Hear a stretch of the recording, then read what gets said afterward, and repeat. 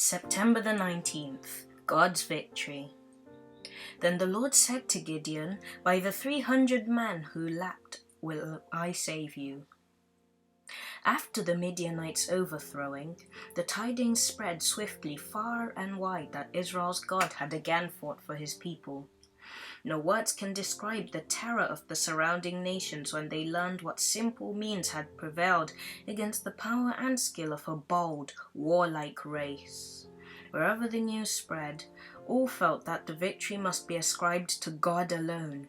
Thus the Lord's name was glorified, the faith of Israel strengthened, and their enemies were brought to shame and confusion.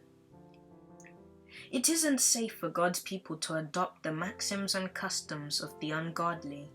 The divine principles and modes of working are widely different from those of the world.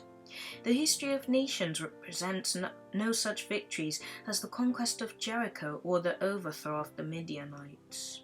No general of heathen armies had ever conducted warfare as Joshua and Gideon had done.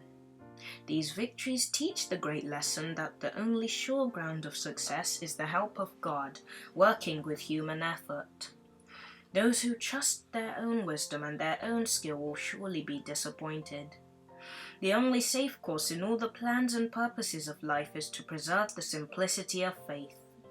Humble trust in God and faithful obedience to His will are essential to the Christian in waging spiritual warfare as they were to Gideon and his brave associates in fighting the battles of the Lord.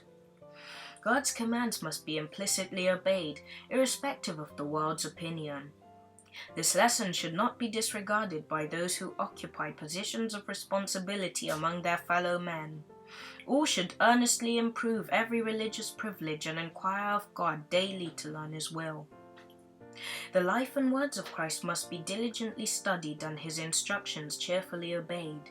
Those who will thus gird on the armor of righteousness need not fear God's enemies.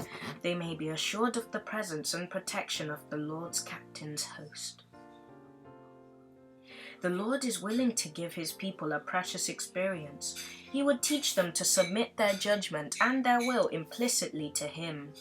Then will they see and know that of themselves they can do nothing, that God is all and in all. Signs of the Times, July 21st, 1881. I hope that this was enough to carry you through your day. Remember to join us tomorrow. Goodbye!